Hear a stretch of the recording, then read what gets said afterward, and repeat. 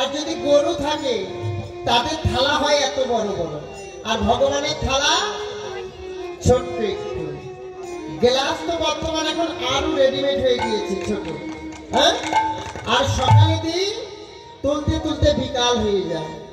স্বামীর ভাত রান্না করতে, সন্তানের স্কুলের টিফিনের খাবার দিতে গিয়ে ভগবানের সেবার থালার কথা তুলতে মনে থাকে না। কি বা হলো কাদের? ওই থালের উপরে যে পিপিলিকাগুলো ঘুরে বেড়ায়, জগতে কৃপা হলো তাদের, কিন্তু গৌর গোবিন্দের কৃপা আমাদের ভাগ্যে হলো না। যেখানে আমরা যত ভক্ত বসে আছি, বুকে হাতে বলতে পারবো যে আমার মনটা সব থেকে ফ্রেশ, আমার মনে কখনো হিংসা নাই। যতক্ষণ পর্যন্ত আমরা এই হিংসাটাকে ত্যাগ করতে না পারবো, ততদিন পর্যন্ত আমাদের গৌর গোবিন্দ চরণে আমাদের মতি হবে না।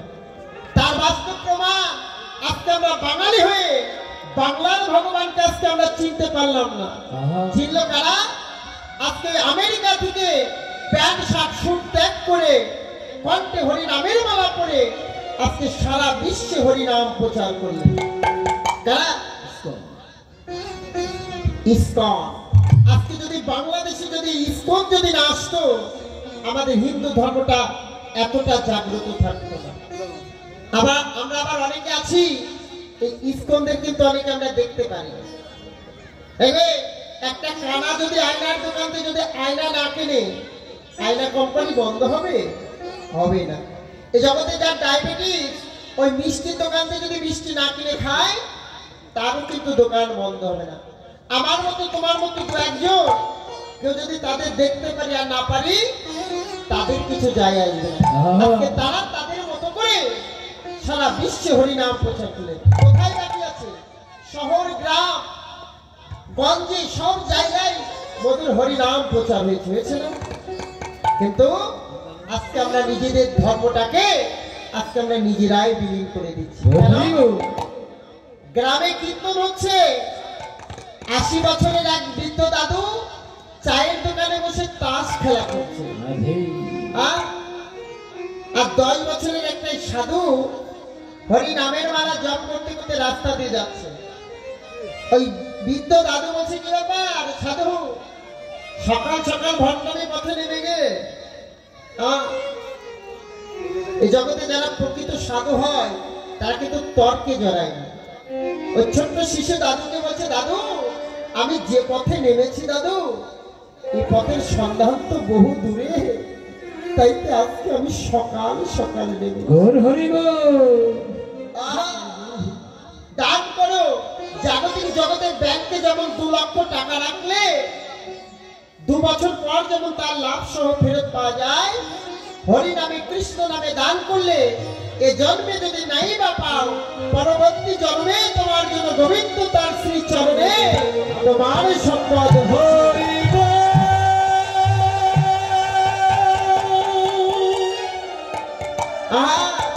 আবার দেখবে সব জাগতিক জগতে দেখবে একটি গাছে অনেক ফুল ফুটেছে, সব ফুল কিন্তু আবার গোবিন্দ সেবায় লাগে না, লাগে?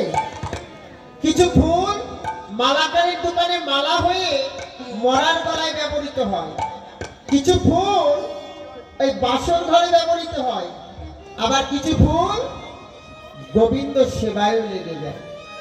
দেখবে কিছু টাকা আছে, কিছু টাকা মদের দোকানে যায়, কিছু টাকা বন্ধু বান্ধবীর পিছনে খরচ হয়, আবার কিছু টাকা গোবিন্দ সেবায় লেগে যায়। এখন মনে করেন আজকে মহান আমৃত অনুষ্ঠানে আমার 50 বস্তা চাল দেওয়ার ক্ষমতা আছে, আমি দান করলাম, কিন্তু আমার নামটা খোদাই অক্ষরে লিখে দিতে হবে। কিন্তু জানিবে সেই দান কখনো গোবিন্দ সেবায় লাগে না। যদি কৃষ্ণ নামে হরি নামে যদি দান করতে চাও, সাত্বিকভাবে নিঃস্বার্থভাবে দান করো, দেখবে গোবিন্দ তোমার জন্য সেই সম্পদ তার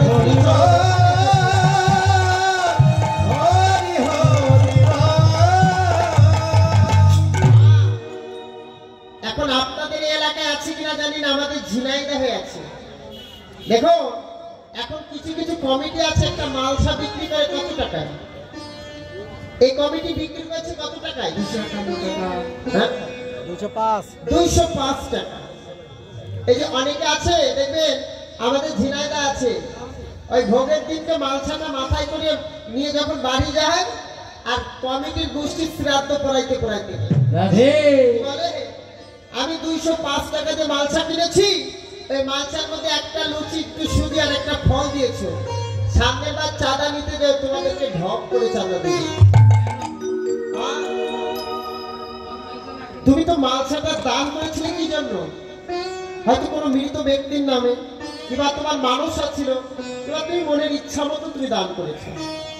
এই মালসা প্রসাদ থেকে তুমি অর্ধেক ভক্ত সেবায় দিয়ে দাও, আর অর্ধেক নিয়ে তুমি বাড়িতে গিয়ে তুমি তোমার নিজের ভক্তদের সেবা দিয়ে তুমি তোমার নিজের সাধারণ মানুষকে একবার ধন্য করো।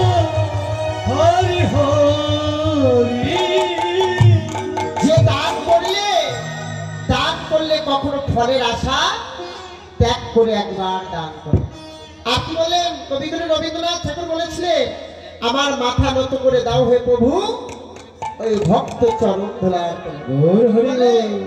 যদি জগতে হতে পেরেছ নিচু, তবেই তুমি পেয়েছ কিছু। আগে তোমার এই অহংকারের মাথাটা একমাত্র ভক্ত চরণ ধুলার মাঝে লুকিয়ে দাও। এই যে এখানে যত মা বাবা আছি, আমাদের শেষের দিনের সম্পদ কোনটি? শেষ ঠিকানা কিন্তু এই শ্মশান, তাই না? হ্যাঁ, এই যে আপনারা কীর্তনে বসেছে, শুনছি নতুন নতুন নাকি এখানে 3 বছর কীর্তন হচ্ছে। কিন্তু আপনাদের কাছে একটা অনুরোধ, জগতে অন্য জায়গায় কি করেন না করেন জানি না, আগে কিন্তু নিজের সম্পদটাকে, আগে নিজের ধন সম্পত্তি কিন্তু আগে নিজেরাই রক্ষা করার নিয়ম, তাই না?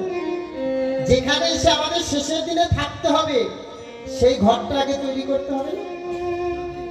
এই যেখানে নাট মন্দির হয়েছে, কিন্তু চারিদিকে কিন্তু কোনো টিন নাই কিংবা ছাদ নাই। দেখা গেল শ্মশান ঘাটে তুমি এসে পড়ে আছো, মৃত্যুর পর তুমি এসেছো, তোমার কি আর আশা লাগবে না? হয়তো তোমাকে এই শ্মশানে এসে তোমাকে কোনো একটা পিপিলিকা হয়ে তোমার জন্ম হলো, তবু তো হরিনাম শুনবে না? এই শ্মশানে যখন হরিনাম হবে, ওই পিপিলিকার কর্ণে কি হরিনাম যাইবে না? এজন্য আমি মনুষ্য কুলে এলাম, যতদিন আমি কৃষ্ণ ভজন না করবো ততবার এই ভাবে আমার বিভিন্ন কুলে আমাদের আসতে হবে আর যাইতে হবে।